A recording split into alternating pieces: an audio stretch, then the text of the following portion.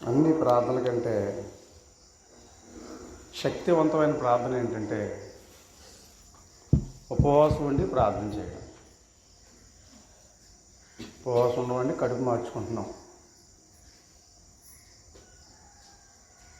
మామూలుగా మనం ప్రార్థన చేసే విధానం వేరు జనరల్గా. రెండోది ఏంటంటే కన్నీరుగా ఇచ్చి ప్రార్థన చేసే విధానం ఒకటి ఉంది. అది 2 పేటలతోడు. మామూలుగా చేసే ప్రార్థన 1 పేటతోడైతే, కన్నీరుతో చేసే ప్రార్థన 2 పేటలతోడైతే, ఉపవాసం ఉండి చేసే ప్రార్థన 3 పేటలతోడు. ఏ తాడు బలంగా ఉంటుందో తెలుసా అండి? ఇక దాన్ని ఎవడ తెంపలేడు. 3 అంటే చాలా బలమైంది. సాధారణంగా 3 పేటలే ఉంటాయి తాడులో. ఇక దానికంటే బలమైంది ఇంకోటి ఉండదు. ఇంకా అందును బట్టి 3 పేటల తాడు ఎలాగైతే త్వరగా తెగిపోదో, మన ప్రార్థన, ఉపవాస ప్రార్థన కూడా చాలా శక్తివంతమైంది. 3 పేటల తాడు నడదు. అది చాలా బలమైంది. అది మీ ఓపుని బట్టి 1 రోజు ఉంటారో, లేకపోతే 2 రోజులు ఉంటారో, 3 రోజులు ఉంటారో, మీ ఆరోగ్య పరిస్థితిని బట్టి మీరు కనీసం 1 పూట ఉంటారో, అది నేను నిర్ణయించుకునే దాన్ని బట్టి ఉంటుంది. అయితే ఒకటి ఏంటంటే, నువ్వు ఉపవాసం ఉన్న సంగతి మరో మనిషికి ఎవరికి తెలియకూడదు. అది సీక్రెట్ అనమాట. అందుకని మరి విషయాలు అందరికీ చెప్పుకుంటారండి. ఓ స్త్రీ కడగా ఉందనుకుందాం, ఒకవేళ అమ్మ నెలసరి సమయం అనుకుందాం, అది అందరికీ చెప్పుకుంటుందా? అది సీక్రెటే కదా. అది మీకు అర్థమైతే నువ్వు ఉపవాసం ఉన్న సంగతి నీ దేవునికి నీకు తప్ప 3వ మనిషికి తెలియకూడదు. అప్పుడే ఆ ఉపవాసంకి ఏమన్నా లాభం కలుగుతుంది తప్ప, అంతేగాని మేము ఉపవాసం అని చెప్పేసి అందరికీ చెప్పుకొని తిరుగుతున్నారు అనుకో, నువ్వు ఉపవాసం ఉన్న వాళ్ళు ఎలాంటి లాభమో లేదు. ఉపవాసం ఉన్న మనిషి మంచినీళ్ళు కానీ, మజ్జిగ కానీ, లేకపోతే కాఫీలు కానీ, టీలు కానీ, టిఫిన్లు కానీ, గ్లాసుల పాలు కానీ, జ్యూస్ కానీ, అసలు ఏమీ తాగకూడదు, ఏమీ తినకూడదు. అది ఉపవాసం అంటే. ఈరోజు మనకి బియ్యం లేవు, లేకపోతే డబ్బులు లేవు అనుకుందాం, పస్తున్నాం, అది ఉపవాసం కాదు. అన్నీ ఉన్నాయి, నువ్వు కావాలని మానేసా చూసావు, అది ఉపవాసం అండి. అన్నీ తినేసి ఉపవాసం చేసేవాళ్ళు ఉంటారు. అది సరైన ఉపవాసమో కాదు. ఒకరోజు ఈ కోతులన్నీ కలిసి మనం ఉపవాసం ఉందాం అనుకున్నాయండి. సరే బాగుందని చెప్పేసి ప్రెసిడెంట్ గారు, మంచిది దాన్ని కొనసాగిద్దాం అయితే బాగుందని చెప్పేసి అనగానే ఆ కోతులు ప్రెసిడెంట్, సరే మనం అందులో ఆ సెక్రటరీ ఎవరో మొత్తానికి ఏం చెప్పాడంటే,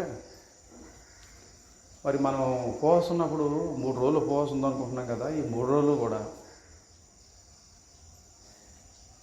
అయిన తర్వాత మళ్ళీ మనం ఆహారం తెచ్చుకోవాలనుకుంటే,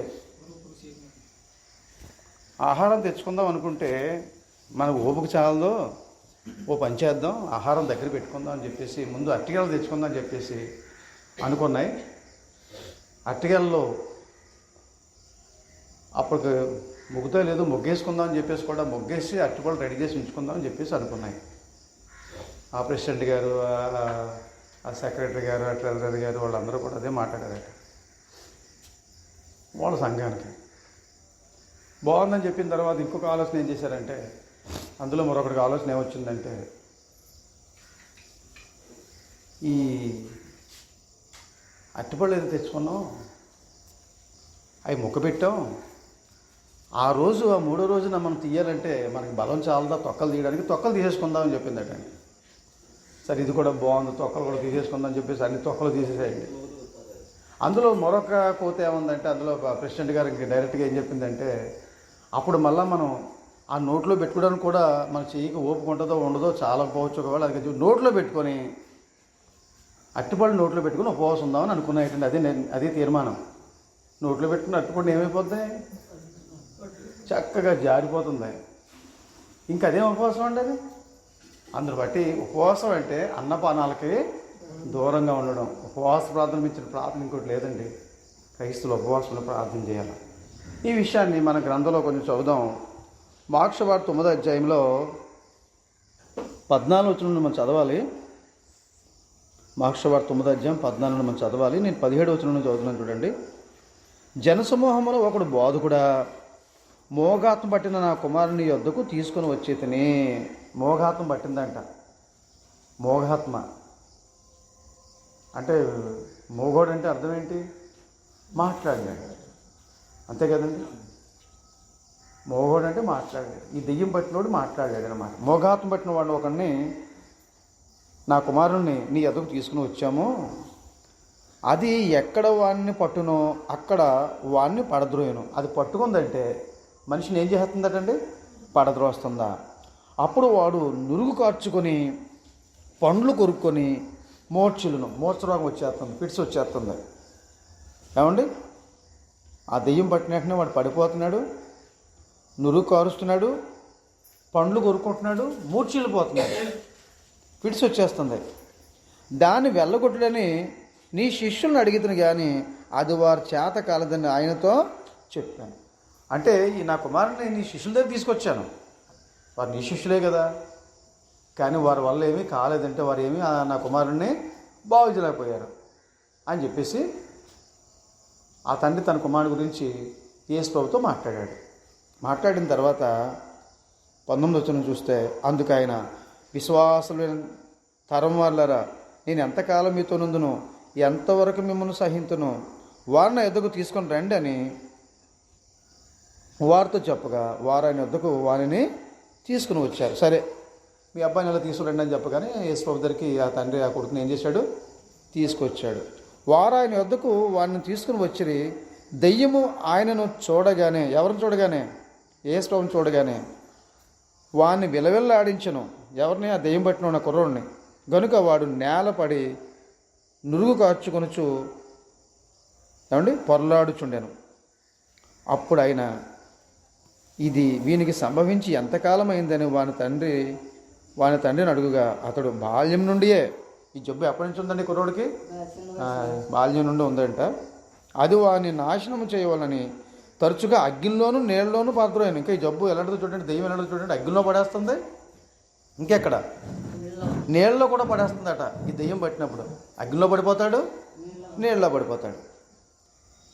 ఏమైనా నీ వలన అయితే నా మీద కనికరపడి మాకు సహాయం చేయమని. అయ్యా, నీ వల్ల ఏమన్నా అయితే, నీ శిష్యుల వల్ల ఏమీ కాలేదు, నీ వల్ల ఏమన్నా అయితే నాకు ఏదైనా సహాయం చేయండి. దానికి యేసు ప్రభువు ఏమన్నారంటే, నమ్ముట నీ వలన అయితే, అందుకు యేసు, నమ్ముట నీ వలన అయితే నమ్మవానికి సమస్తము, నీకు నమ్మడం చేతనైతే సమస్తము, నమ్మేవానికి సమస్తము సాధ్యమేనయ్యా అని చెప్పేసి యేసు ప్రభువు చెప్పిన తర్వాత వెంటనే చిన్నవాని తండ్రి కన్నీరు విడిచిచ్చు, నమ్ముచున్నాను ప్రభువా అన్నాడు. ఆ తండ్రి, నేను నమ్ముతున్నాను, నాకు అపనమ్మకము ఉండకుండా సహాయం చేయమని బిగ్గరగా చెప్పాను. నాకు అపనమ్మకం ఉండకుండా నాకు సహాయం చేయ ప్రభు అని చెప్పేసి గట్టిగానే చెప్పాడు యేసు ప్రభుతోటి. జనులు గుంపుగూడి తన యొద్దకు పరిగెత్తుకొని వచ్చుడు యేసు చూసి, మోగవైన చెవిటి దెయ్యమా, ఏదేమండి ఇది? మోగవైన చెవిటి దెయ్యమా, వానిని వదిలిపొమ్ము, ఇక వాళ్ళలో ప్రవేశము వద్దని నీకు ఆజ్ఞాపించునని చెప్పి ఆ అపవిత్రాత్మను గద్దించును. వాడిని వదిలిపో, వాళ్ళలో ప్రవేశించొద్దని చెప్పేసి యేసు ప్రభువు ఆజ్ఞాపించగానే ఆ దెయ్యం, ఆ అపవిత్రాత్మ ఆ కుర్రోడు వదిలిపెట్టి వెళ్ళిపోయింది. అప్పుడు అది కేక వేసి వానిని ఎంతో విలవిల బాధించి వదిలిపోయాను. అంతటి వాడు చచ్చిన వాని వలె ఉండెను కనుక అనేకులు వాడు చనిపోయినండ్రి. అయితే యేసు వాని చెయ్యి పట్టి వాని లేవనెత్తగా వాడు నిలబడింది. సందర్భం అర్థమైందండి? ఈ పిల్లోడిని ఎవరు బాగు చేయలేకపోయారు? యేసు ప్రభు శిష్యులు బాగు చేయలేకపోయారు. అందుకని చెప్పి తండ్రి ఇప్పుడు ఎవరి దగ్గర తీసుకొచ్చాడు? యేసు ప్రభు దగ్గర డైరెక్ట్గా తీసుకొచ్చాడు. నీ వల్ల ఏమైనా నా కొడుకును బాగు చేయ, ఇదిగో ఈ యొక్క అనారోగ్యంతో బాధపడతాడని చెప్పి తీసుకురాగానే యేసు ప్రభు ఆ దెయ్యం పట్టినటువంటి కుర్రోడిని ఏం చేశారండి? బాగు చేశారు. అంటే ఈ పని ఇప్పుడు ఎవరు చేయలేకపోయారు? ఇప్పుడు ముందు ఎవరి దగ్గర తీసుకొచ్చారు? వాళ్ళు శిష్యుల దగ్గర తీసుకొచ్చారు. శిష్యులు ఏం చేయలేకపోయారు? ఆ కుర్రోడిని బాగు చేయలేకపోయారు. ఇప్పుడు శిష్యులకు ఒక అనుమానం వచ్చింది, యేసు ప్రభు చేయగలిగినప్పుడు మేము ఎందుకు చేయలేకపోతున్నాం? మేము కూడా ఆయన శిష్యులవే కదా, మేము అసలు ఎందుకు చేయలేకపోతున్నాం, కారణం ఏంటని తెలుసుకుందామని చెప్పేసి యేసు ప్రభుని అడిగారండి. ఆయన ఇంటిలోనికి వెళ్ళిన తర్వాత, అంటే ఇంకక్కడ ఎవరూ లేరు, శిష్యులు ఉన్నారు, యేసుప్రభు వారు ఉన్నారు. ఇంట్లోకి వెళ్ళిన తర్వాత ఆయన ఒక ప్రశ్న అడిగారు. ఆయన శిష్యులు, మేమెందుకు ఆ దెయ్యమును వెళ్ళగొట్టలేకపోతామని ఏకాంతంగా ఆయన అడిగారు. ఏకాంతంగా అంటే అర్థమైంది కాదు, ఎవరు లేరన్నమాట. యేసుప్రభు వారు బోధలు చేసేటప్పుడు అనేక మంది ప్రజలకు బోధలు చేస్తున్నప్పుడు శిష్యులు ఉంటారు. ప్రత్యేకించి శిష్యులకు బోధలు చేసే క్లాసులు వేరుగా ఉంటాయి. మళ్ళీ ఓన్లీ శిష్యులకే రహస్యంగా అడుగుతున్నారు, ప్రభువా మరి ఎందుకు మేము చేయలేకపోయాం, మేము ఆ దెయ్యాన్ని ఎందుకు వెళ్ళగొట్టలేకపోయాం అని చెప్పేసి ఆ శిష్యులు అడిగితే, ఇప్పుడు యేసుప్రభు చెప్పిన మాట ఏంటి, అందుకు ప్రార్థన వలన కానీ మరి దేని వలనైనను ఈ విధమైంది వదిలిపోవట అసాధ్యమని వారితో చెప్తాను. ప్రార్థన వల్లనే సాధ్యం అవుతాయా అని చెప్పి అక్కడ పుట్టినోట్లు ఏముందండి, చూసారా ఏముందో పుట్టినోట్లు చిన్న అక్షరాలతో, ప్రార్థన వల్లనే అని చెప్పేసి ఇంకేముంది, ఇంకేం లేదా, ఉపవాసం వలనే, ఉపవాస ప్రార్థన వలనే. అది కరెక్ట్గా చెప్పాలంటే ఏ ప్రార్థన అండి అది, ఉపవాస ప్రార్థన. ఉపవాస ప్రార్థన ఉందండి, ఉపవాసం మాట ఉందండి. ఉపవాస ప్రార్థన వల్లనే సాధ్యం ఇది. కాబట్టి మీరు ఏం చేయాలి శిష్యులారా, ఉపవాసం ఉండాలా. మన జీవితంలో కొన్ని సమస్యలు పరిష్కారం కాకపోతే మనం కూడా చేయాల్సిన ఏంటంటే ఇదేనండి, ఉపవాస ప్రార్థన వల్ల సాధ్యం కాదంటే ఏది ఉండదండి. కన్నీటి ప్రార్థన కంటే ఉపవాస ప్రార్థన చాలా చాలా శక్తి కలిగింది. కన్నీటి ప్రార్థన కంటే శక్తి కలిగిన ప్రార్థన ఏంటంటే ఉపవాస ప్రార్థన. పిల్లలు కూడా చూడండి, కొన్నిసార్లు వారికి కావాల్సింది పొందుకోవడానికి వారి తల్లిదండ్రుల సముఖంలో ఏం చేస్తుంటారంటే తల్లిదండ్రుల దగ్గర భోజనం మానేసి అది వారికి కావాల్సింది ఇచ్చే వరకు అలుగుతుంటుంటారు. ఏమండి, అలుగుతుంటుంటారు. అప్పుడు వీళ్ళు ఏడుస్తుంటుంటేనే మనకి ఏమైపోతుంది చెప్పండి. కాసేపు పిల్లలు ఏడుస్తుంటుంటే వారికి కావాల్సిన దానికోసం బట్టలు కావాలని వాడు ఏడుస్తున్నారు, కొంత కాసేపు లేదు కావాలని వాడు ఏడుస్తున్నారు అనుకోండి. వాళ్ళు ఏడుస్తుంటే నిజంగా నువ్వు కన్న తల్లి అయితే కన్న తండ్రి అయితే నీకు ఏమనిపిస్తుంది చెప్పండి, ఇంకా ఏడు అనిపిస్తుందా, లేకపోతే ఆ కళ్ళని నీళ్ళు చూస్తుంటే ఏమైనా జాలి కనికరైనా వస్తుందా? అసలు చిన్నపిల్లలు చూస్తేనే చాలా సంతోషం కలుగుతుంటుంది. వాళ్ళ కళ్ళంటే నీళ్ళు వస్తుందంటే ఎంత బాధ అయిపోద్దండి. బాబు ఏడొద్దురు నాన్న, నేను కొంటలే బాబు, చెప్పు నేను కొంటానులే అని చెప్పేసి మొత్తానికి ఆ కళ్ళ నీళ్ళు తుడుస్తుంటాం. నేను భోజనం చేయనని మారం చేస్తే ఏమండి, మారం చేస్తే అలుగుతుంటుంటే మళ్ళీ వాడిని బాబు నేను కొంటానని చెప్పేసి బతిమాలి మనమే దగ్గరుండి మళ్ళీ భోజనం ఏం చేస్తుంటామండి, తినిపిస్తుంటాం. అంటే వాడు అనుకున్నది సాధించాడు లేదా చెప్పండి. ఏడ్చి సాధిస్తాము, అలిగి కూడా సాధిస్తారు పిల్లలు. అర్థమైందండి. చిన్న పిల్లోడికి వాడికి ఏం తెలుసు అనుకుంటాం మనం, పుట్టిన బిడ్డకి వాడికి ఏం తెలుసు అనుకుంటాం మనం. వాడికి ఏం తెలుసు అనుకోకండి, అన్నీ తెలుసే కుర్రోడికి. పుట్టిన బిడ్డకి ఏం తెలుసు అంటారు మీరు, ఏం తెలుసో చెప్తారు వినండి. అమ్మ అన్నం వండుతుంది, ఇక వాతావరణం సిద్ధంగా ఉంది, అన్నం రెడీ అయిపోయింది.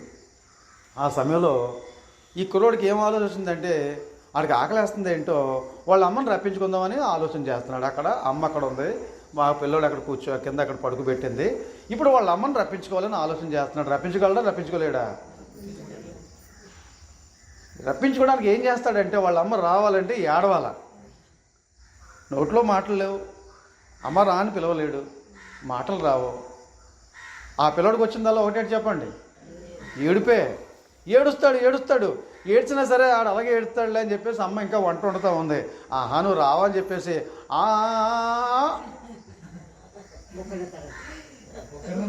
ఎప్పుడైతే కుక్కెట్టాడో అమ్మన కొడుకు పరిగెత్తుకుంటా అన్నం పోయింది ఏమైతే అయింది అని చెప్పేసి పరిగెత్తుకుంటూ వచ్చి ఆ బిడ్డను ఏం చేస్తుందండి, ఎత్తుకొని ఆ బిడ్డ ఆకలి తీరుస్తుంది, పాలిస్తుంది.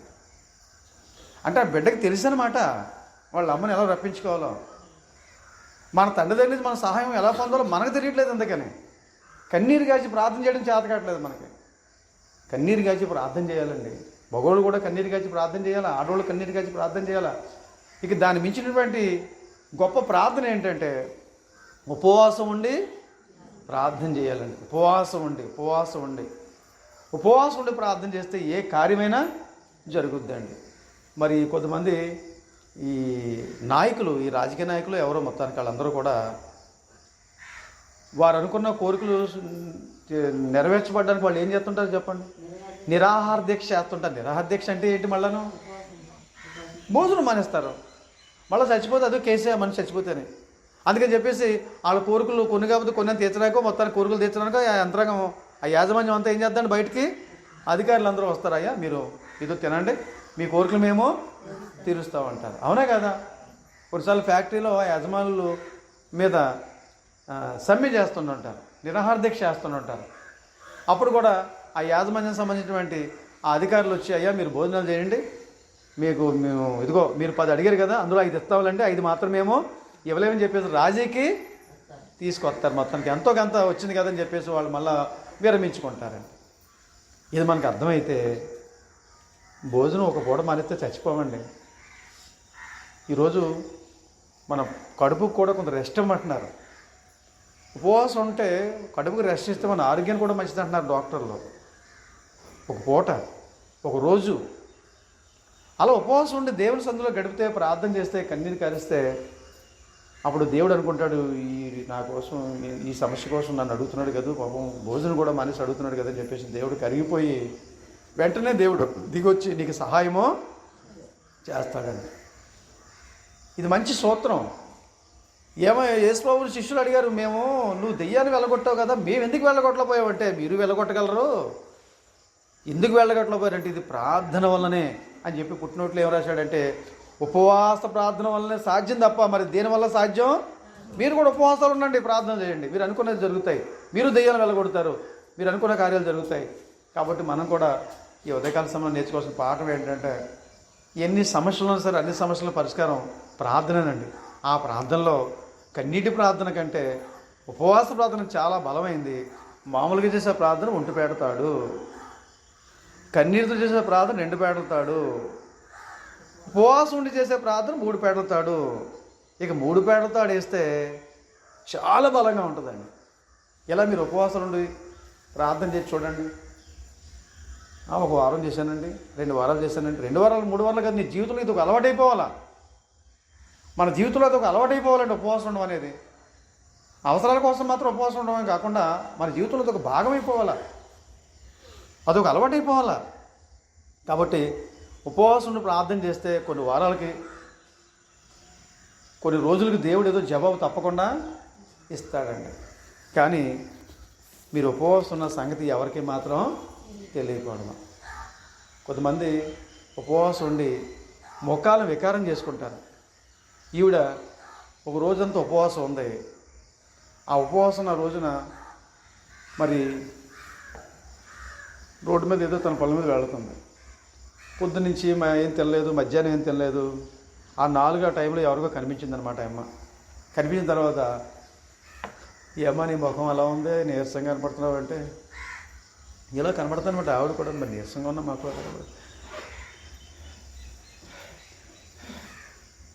ఈ అమ్మ అలా ఉన్నావు, ఉపవాసం ఉన్నాను నేను. అమ్మ బాబా చంపేశావు, నువ్వు ఉపవాసం ఉన్నావా, ఎవరి కోసం ఉన్నావమ్మా? ఆవిడ చెప్పావంటే పొద్దున్నుంచి చేసిన ఉపవాసం అంతా పోయినట్టే. నేను కొంచెం బాగోలేదా, నేను బాగానే ఉన్నానమ్మా అని చెప్పి తప్పించుకో. నువ్వు ఉపవాసం ఉన్న సంగతి ఎవరికైనా చెప్పావని వాళ్ళు నీకేమైనా ఇస్తారా? అంటే మనం కొన్నిసార్లు ఏం చేస్తుంటామంటే అండి, నేను ఉపవాసం ఉండే భక్తుడని అందరి ముందు గొప్పలు చెప్పుకోవడానికి మనం తెప్పలు పడుతుంటాం. నేను చాలా భక్తిపరుడని చెప్పుకోవడానికి, ఇదిగో నేను ఉపవాసం ఉన్నానని చెప్పుకుంటుంటారు కొందరు. నువ్వు ఉపవాసం ఉండు, కానీ ఉపవాసం సంగతి మరో మనిషికి తెలియకూడదు. తెలియకంటే ఉపవాసం ఉండాలి తప్ప ఊరంతా చాటింపు వేసుకొని నేను ఉపవాసం ఉన్నాను, మేము ఉపవాసం ఉన్నామండి ఓహో అని చెప్పేసి చాటింపు వేసుకుంటే ఉపవాసం ఎలాగ అవుతుంది? సంవత్సరంకి ఒకసారి 3 రోజులు ఉండమని చెప్పాడు ఆయన. 3 రోజులు పూర్తిగా ఉంటున్నారా? అది ఉపవాసం చేసే పద్ధతి కాదు. కనీసం వారంలో ఒక రోజైనా, ఒక పూటైనా మీకు మీ సమయాన్ని బట్టి, మీ ఆరోగ్య పరిస్థితులను బట్టి, ఈ మధ్య అందరికీ షుగర్లు, అనేక రకాల అనారోగ్యాలు ఉన్నాయి. మీ ఆరోగ్యం సహకరించిన దాన్ని బట్టి కనీసం ఒక పూట, ఒక రోజు, లేకపోతే 2 రోజులు 3 రోజులు మీ ఓపును బట్టి ఉండడానికి ప్రయత్నం చేయండి. అలా ఉపవాసం ప్రార్థన చేస్తే మీరు అనుకున్న కార్యాలన్నీ కూడా మీ జీవితంలో దేవుడు నెరవేరుస్తాడు, జరిగిస్తాడండి. కాబట్టి ఉపవాస ప్రార్థన చాలా శక్తి కలిగింది. అది మీరు అర్థం చేసుకొని ఇక ముందైనా మీరు అలవాటు చేసుకొని, మీ సమస్య ఏదైనా ఉంటే వెళ్ళి మోకాళ్ళు వేసి కన్నీరు గార్చి ఉపవాసం ఉండి ఇంట్లోకి వెళ్ళి, నాయనా నా సమస్య ఇదని చెప్పండి.